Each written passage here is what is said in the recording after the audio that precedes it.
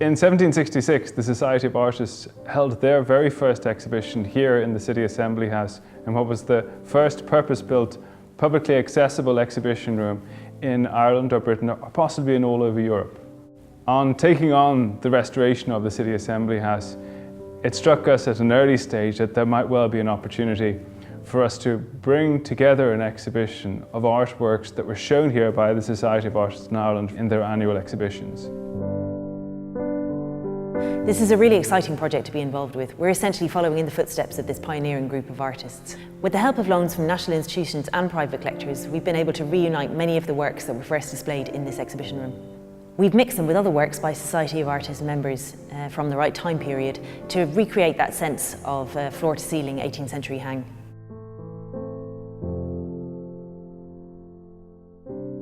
In a single brief paragraph on the back page of the popular Dublin circular Faulkner's Journal of 18th to 21st of February 1764, a seminal moment in the history of Irish art played out. Notice was given of an annual exhibition, the first of its kind in Ireland, scheduled for February 1765 and organised by the newly formed Society of Artists. So I'm looking here at Faulkner's Dublin Journal, and it says here, and I quote, "This is therefore to give notice that a general meeting of painters, sculptors and architects, they've agreed on an annual exhibition, as well as to excite emulation amongst themselves, as to bring forth latent merit to public view." The first exhibition in 1765 was the first of 12 popular exhibitions, 9 of which took place in South William Street between 1766 and 1780. During these years, its domed chamber effectively defined the centre of the Irish art world. There weren't that many exhibitions prior to this, of a scale certainly. I think they were being inspired by what was going on in London, and certainly in London and on the continent there were these prominent, very public exhibitions. The foundation of the Society of Artists of Great Britain was met with immediate success and profoundly transformed the character of London's artistic life within a matter of years. The need for similar opportunities for Irish practitioners was evidently keenly felt as the Society's exhibition proposal was met with immediate enthusiasm. So fortunately, lots of the original catalogues are still available, including this example from 1770 here at the National Library. Unfortunately, they're quite short on detail, so it's been a bit of a challenge sometimes tracing what exhibits actually were. It's very basic. It just simply gives the name of the artist and a list of the works. And often, as you'll see, it just says portrait of a gentleman, portrait of a lady. So part of the research for the exhibition has been trying to track down representative portraits from the right time by the right artists. So we can't always be sure that it was exactly that portrait. So you have all these individuals and various works that they did. How did you go about finding them? Well, it involved a fair bit of detective work, and we actually made quite a few exciting discoveries in the process. In particular, we managed to track down a portrait of Lady Margaret Butler as Diana by Robert Hunter, which we're pretty sure was exhibited with the Society of Artists. The 12 Dublin artists who first came together to start the annual exhibitions were breaking new ground. Previous exhibiting opportunities for artists working in Ireland had been scarce. Up to this point, fine artists had been grouped with cuttlers, stationers and painter-stainers under the Guild of St. Luke the Evangelist. The Guild's broad membership reflected the versatile working practices of many artists who combined easel painting with house painting and other decorative work to make ends meet. This had been the norm for many generations, and the establishment of a distinct group for fine artists at this time was therefore a particularly bold statement of intent. This was a must-visit destination in Dublin for people who had an interest in the arts. And for artists, it was a venue that they felt that they must show their works. That throughout the 1760s and 1770s, the City Assembly House was the principal location for the arts in Dublin. What the Society of Artists was doing was developing a sense of art culture in Ireland, a really self-confident expression of Irish art and Irish artists. So the catalogue also shows where these artists lived or worked from. It does, which is really interesting. As you can see here, some of them are in Dublin. We have Hugh Douglas Hamilton in number 1 Dame Street. Nearby we have Mr. Coy, Shaw's Court, Dame Street. And then some from further afield, Mr. Bertrand from Paris. And part of what we want to do with the exhibition is illustrate where artists lived in Dublin and further afield, and where artists' quarters were in the city. Yeah. I think looking through these catalogues, what you're really aware of is the really high calibre of artists that the Society attracted. You have people like Hugh Douglas Hamilton, Thomas Roberts, Jonathan Fisher, Matthew William Peters, Thomas Hickey. You know, it's a real who's who of the Dublin art scene at the time. Yes, and these, of course, have major currency today still in the art world, don't Absolutely, yeah. Inevitably, there were also commercial reasons for the introduction of public exhibitions in Dublin. Society members were operating within a burgeoning economy and their work needed buyers. A crowded exhibition room was the perfect place to find them. Members of the younger generation, such as Jonathan Fisher, appear to have been particularly canny in exploiting the broader audience profile of a public show. The first of the ambitious engraving enterprises he became known for used the Society of Artists exhibitions as a carefully planned advertising opportunity. So this is a view of the Lake of Killarney from the park of Lord Kenmare by, we think, Francois Vivars, after the landscape painter Jonathan Fisher. Right.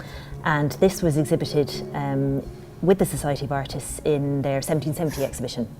And Jonathan Fisher, we know, had exhibited the painting on which this engraving was based the year before, in 1769. Okay. He announced the fact that he was going to engrave it, and then he used the 1770 exhibition as a chance to promote the prints. So he was quite a savvy, canny operator in that respect. So we do believe that it is by Francois as opposed to Thomas, his son. Francois was known for his particular attention to detail and his accuracy.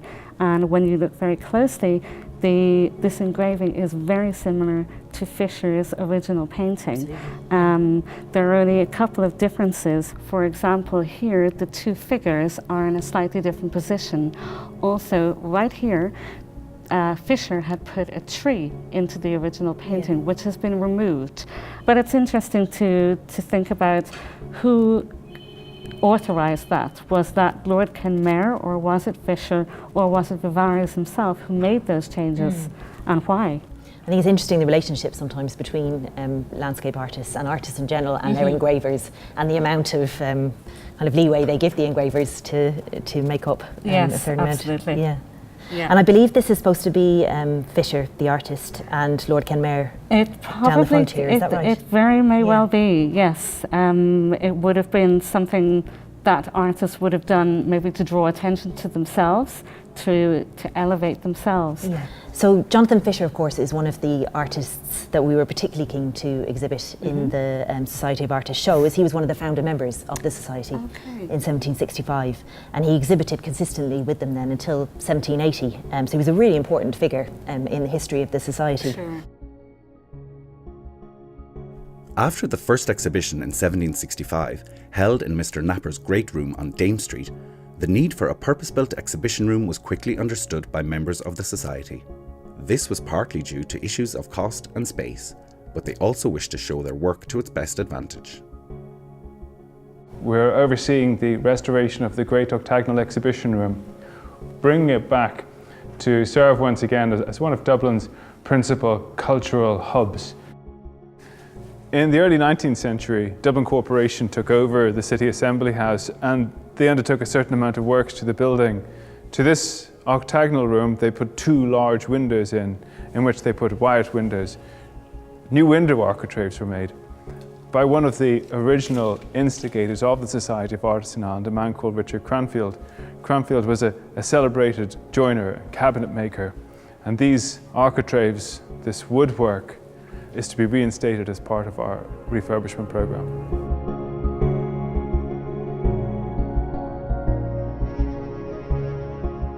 The William Street Octagon was evidently well received as an exhibition space, as soon after completion it was described as perhaps the best room in Europe for that purpose.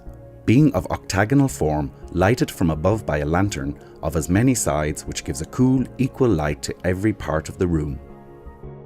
The construction was partly funded by the opening of a subscription by which, on payment of 3 guineas, donors received a silver token allowing free admission to all future exhibitions run by the Society, and to which near 100 noblemen and gentlemen immediately subscribed. The success of the room and its speedy completion was probably largely due to the involvement of sculptor and architect Simon Vierpyle. So this is a painted terracotta bust of the Roman Emperor Trebonianus Gallus by the sculptor Simon Vierpyle. Simon Vierpyle is a very important figure in terms of the history of the Society of Artists, because he was one of the original leaseholders on the South William Street site, along with Richard Cranfield, the wood carver, and also one of the founding members of the Society of Artists. And it's been quite difficult to track down work by Simon Vierpyle, because he only exhibited with the Society once in their first year in 1765, 2 pieces, both of which are now untraced. So we came to the Royal Irish Academy because they have this wonderful collection of busts by Vierpyle. And you can really see kind of in the detail of the bust what a level of expertise he had gained by this point. The detail is really fantastic. From the hairs of his beard to the beautiful kind of curls on his head and the laurel wreath. And of course it's sculpted in 360 degrees, meant to be viewed also from the back. So the detail on the back is actually just as precise and crisp as the detail on the face.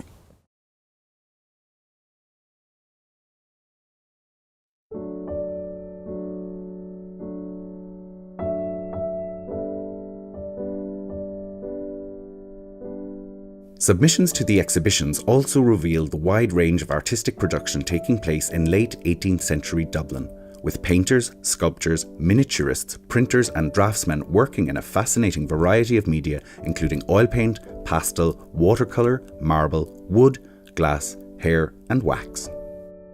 We can speculate that the exhibitions provided many artists with a forum for testing new material. In front of us are the Samuel Dixons, and the Dixons, as you noted, they're dated from around the 1770s, 1775. But something like this, which is in really, really good condition. Dixon cut a plate, probably out of wood, embossed it, and then laid paper down on top of it. So you got an embossed effect on the actual surface, and then came along and coloured each one of them in. If you shine the light here at an angle, you can begin to see the relief, the height that that Dixon got within the images. You can see through the pattern that would have been in the feathers, and then the colours that would have been in the wing, which has all been painted in and painted on at a later stage. And then in certain places, you can begin to see, little spots of glazing. You would apply the glaze to this part, and you can see that there's a little bit of pigment loss from it, probably where the glaze is broken down. Particularly for the time, it's quite an unusual technique, quite revolutionary. And these are quite unique pieces.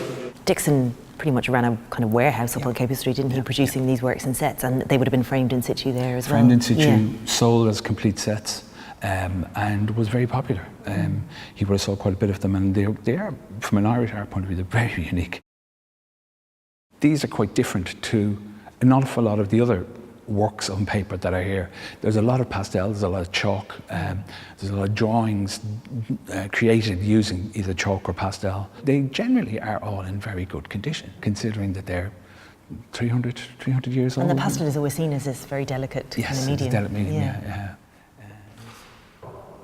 So this is a portrait of John Bowes, Lord Chancellor of Ireland, by Alexander Pope. So this pastel was executed in 1783, just before Pope went over to London, where I believe he studied with Hugh Douglas Hamilton. But the technique is actually quite different, I think. I think so. Hamilton was known for his very quickly executed works. He was very high in demand in London. So a lot of his works were done very quickly. He might have done a couple of them in a day. Whereas Pope, he spent a lot more time on his works. He paid a lot more attention to detail. If you look very closely at this particular work, you can see quite a lot of detail in the hair and the fabrics. Bowes himself is quite an interesting character to have in our exhibition as well. Actually, he arrived in Ireland in about 1723. Bowes was the solicitor at Lord Santry's trial, and it was apparently his speech that ensured that Lord Santry was given the death penalty. I believe he was quite an unpopular man as well and suffered quite badly from gout. Yes, so it's obviously a fairly flattering portrait. Apparently Mrs. Delaney said his ankles were as big as his calves. Right. So yes, a touch Lucky of that gout it's only a might half have been length. there. Yes, absolutely.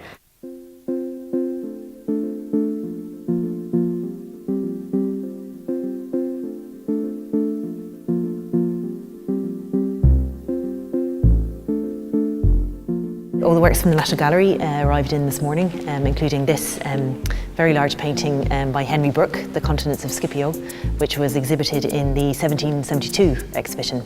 So this painting actually hasn't been on display for at least 20 years, possibly longer, and usually sits in the National Gallery store. So it's a particular thrill for us to be able to get it out of storage and put it back on display for this show. And this will be the centrepiece on the main wall here, and I suspect because of its size, it was probably on this wall that it was originally hung, so we're actually able to bring a painting back to the very place that it would have first been exhibited, which is incredibly exciting. The exact appearance of the octagonal room during the exhibition is open to speculation. Regrettably, no visual and few written records of the Dublin show survive. However, we can hazard an educated guess that they followed the practices of their London counterparts. So we're aiming here for an 18th century style salon hang, which is where paintings are hung floor to ceiling. And it's a real jigsaw to get paintings into this kind of configuration. It's much easier when it's a contemporary single line hang. But we're trying to make the exhibitions look as close as possible to the original exhibitions as we can. And there was a lot of planning. With each wall, we've tried to get a certain amount of kind of lateral symmetry, with large pieces in the middle and smaller pieces on the outside and the bottom, with works on paper hung fairly low so that you can see the detail. Exhibition hanging days at the Royal Academy were a notorious and unseemly scrum, with artists allegedly engaging in physical combat to ensure the best positions. Exaggerated as many reports undoubtedly were, the aggressive and competitive atmosphere created by the organisation of the hang was very real. The potential consequences of a bad hanging position for an artist's reputation and success were serious. So serious indeed that the reviewer of the 1775 exhibition commented of a Henry Brooke, "I am vexed this piece is elevated beyond my best sense. I cannot see it. It is hung too high for my more accurate observations." So it's incredible to think, in fact, how they must have hung the pictures originally back in the 1760s, 1770s. We suspect that they would have constructed some kind of wooden framework or armature on the wall and then lashed all the paintings to that armature with cord. We're using a modern track and wire system and it's difficult enough, so I can only imagine what a challenge it would have been to get the paintings in those days.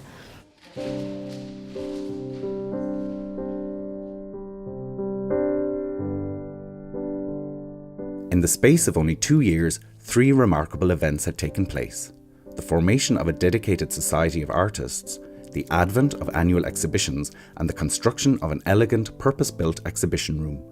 It was a remarkable feat by any measure. The exhibitions were enormously successful, growing from about 80 or so exhibits to over 200 in the years following. The treasurer, Richard Cranfield, seems to have been a rather difficult individual, and I think it was partly or mostly finances that drove the society to split in the 1770s. Despite the success of the exhibitions, the 1780 show was the last in this room. The Society of Artists itself disbanded that same year in financial difficulties. Undoubtedly, in their bid to establish annual exhibitions in Ireland, the Society of Artists faced an uphill task. However, in their attempt to place Ireland on a par with the rest of Europe in these years, they displayed a remarkably outward-looking and progressive vision. It is this spirit that we celebrate here today. Once again on display in their lasting legacy, the William Street octagonal room they built with such dogged determination and vigour. We hope that by bringing these works back to this room, we can recreate the sense of excitement that visitors would have felt when this building first opened its doors 250 years ago.